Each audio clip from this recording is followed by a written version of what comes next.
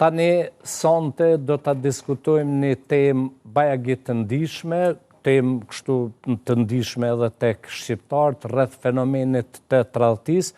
Do morëm një shembull, jehon po para kësaj, për shembull, a quhet tradhti qëse partneri, guxon mi kallëzu grusta, zom qyshun e kumpos simpati Arjulen, pse kure kompon film atje të hyp mbi një kalja, ka qenë kështu? Ka qenë kalja po pel, nuk e di. Vetë Arjola. Po të Arjola se dyqysh... Nuk hyp pela mbi pel o me lajem. Do me thonë, ke qenë mbi kal. Mbi kal, kam qenë. Edhe jehun, e ke po atë skenën e filmit? Po. Po një kom bo ato skena dhe vetë, kom hyp edhe në kalli. Po. Pelës nuk i ke hyp pas të Na i herë është ta ka qëllu pela, po se kom ditë, tona... Jam gjithë kërshëri të presë pse u dashurove me shikimin e tretë. Se zakonisht njerëzit nuk dashurohen me shikim parë me mu, me tretin, katërt. Sepse qanin edhe kalin gjithmonë i kam dasht. Edhe unë e kam realisht bashkë me ty edhe gjithë që ju njaftë qëtu në studio. Që kalin në shikim parë? Po, e kemi njerëzilekun e kalit.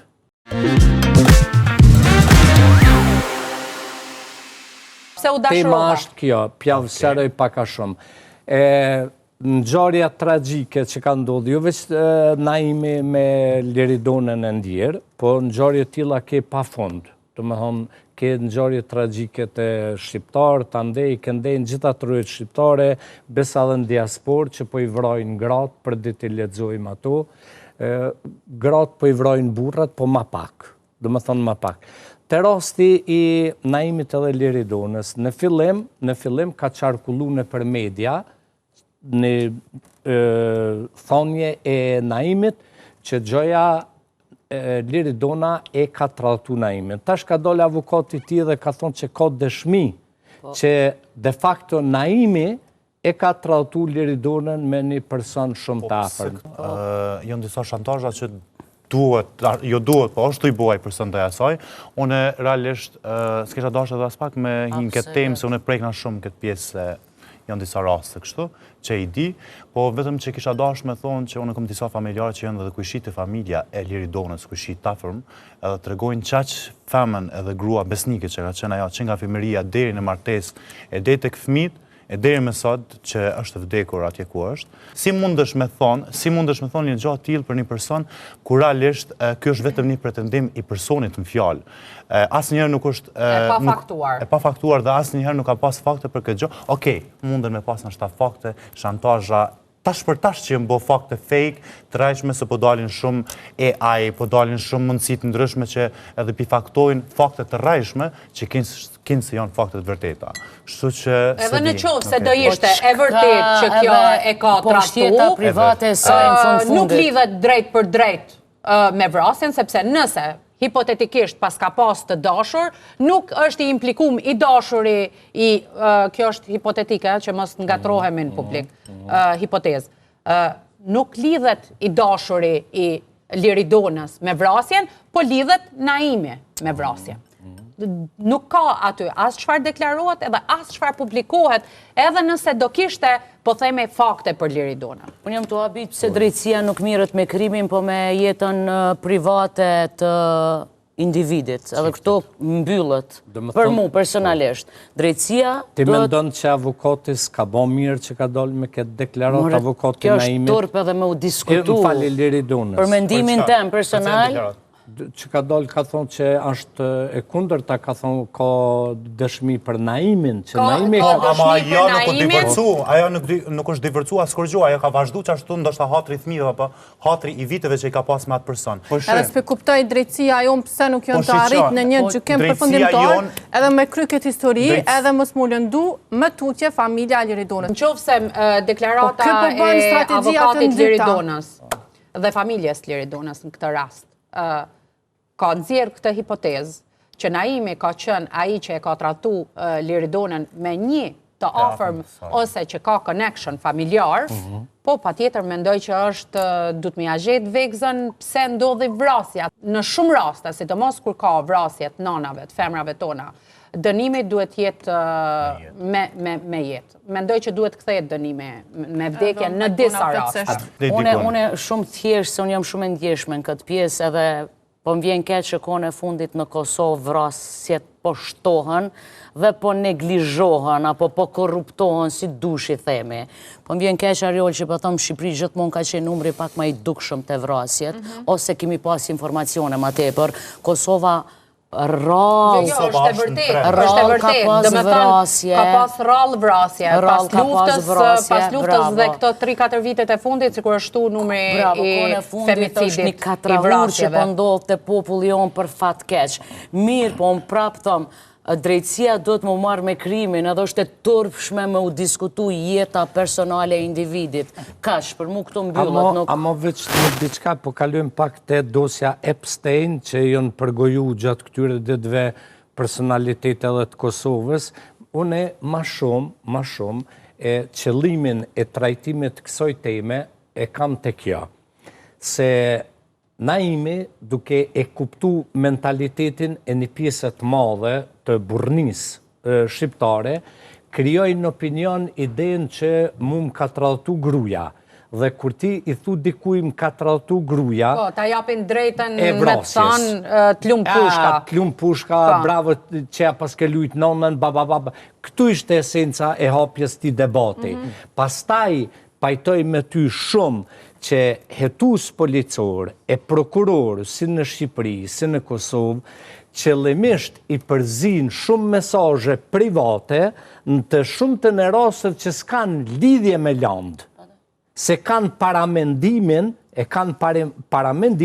me e diskreditu një njeri, me vro moralisht një njeri. Për shembull, unë ti kemi kënë një natë që bam bised, dolen fajlet atje për një biznismen shumë të madhë në Shqipëri, edhe ishte në për media me atë zogun e Tiranës.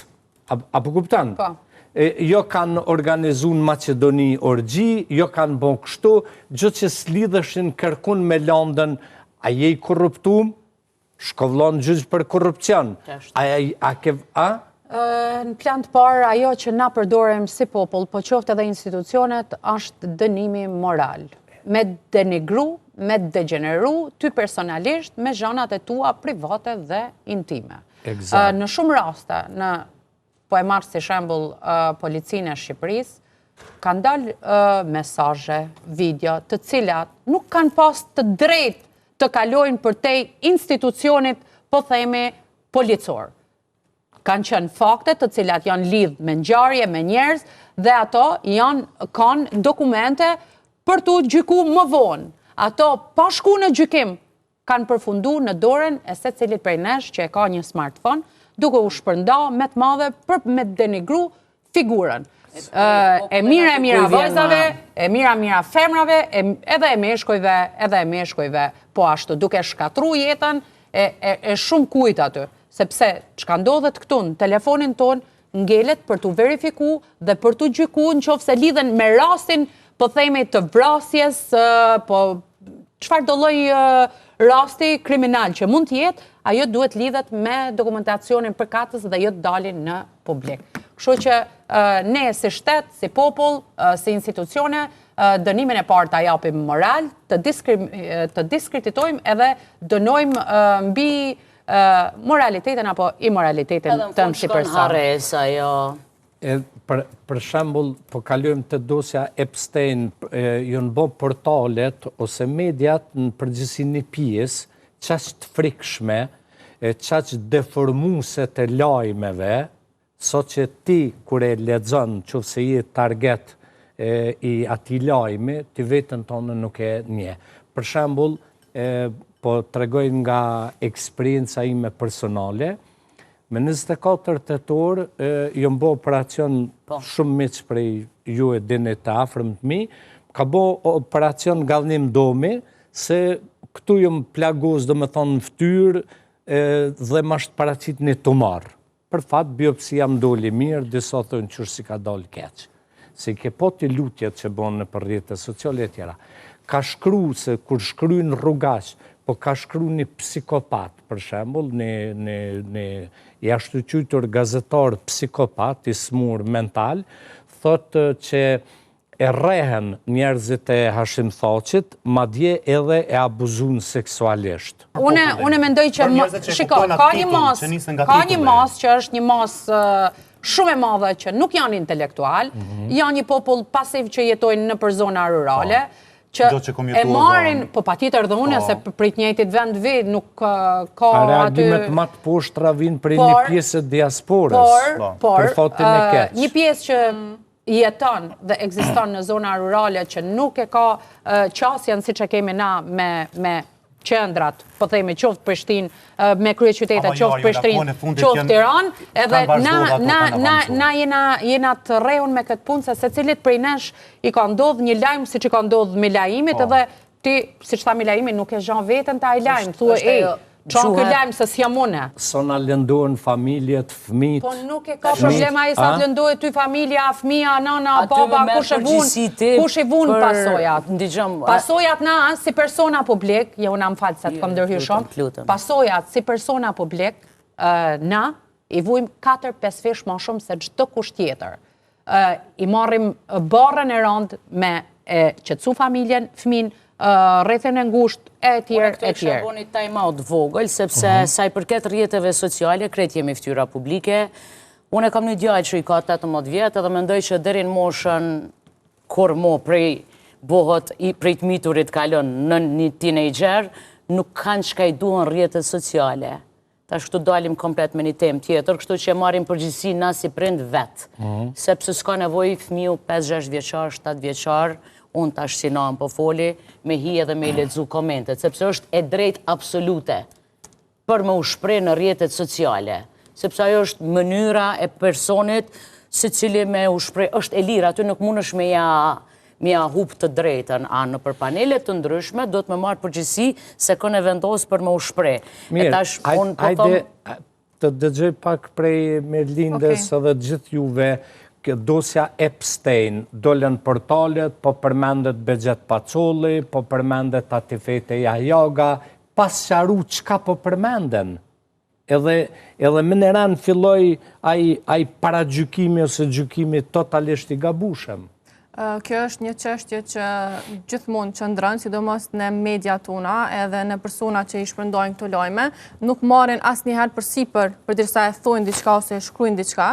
Edhe për fat keq populli jon shumica si në për katune, si në për qytete, shumica e ka një besim të verbruar ndaj mediave. Edhe diçka që e lexojnë ose e shohin mendojnë që është qashtu edhe s'ka asnjë opcion tjetër. Po na duhet me luftu edhe me u përpjek sa ma shumë që me i mësu njerëzit edhe me ja udhon kulturën që jo çdo informacion që te e shën e media, qashtu është edhe nuk e lun tope. Njerëzit do të me pas këtë vedije, edhe në këtë rasti të Liridonës është shumë për të ardhë keq edhe fakti që përmenden emrat e tjerë, po as nuk qarohem pse po përmenden, po besoj që publiku do të me konë pak ma i kuptushëm edhe ndaj këtyre lajmeve, edhe me kuptu që jo gjithë shka, ose jo çdo personës, çdo emër që del dikun, është e vërteta, është realja. Milajm, kisha dash me thonë në sa i përket kësaj pjesës rurale, dhe me thonë është problemi që si one dhe si Mirlinda që vim prej anës Pejës, kemi jetu në atë kohë në pjesën rurale. Po në atë kohë, kur kemi jetu në pjesën rurale, nuk ka pas emisione tilla si kur është sot burra dhe gra dhe shumë emisione tjera, dhe s'kemi pas mundësi me në atë aspektin pak me marë mësim për televizioneve ose emisioneve tilla.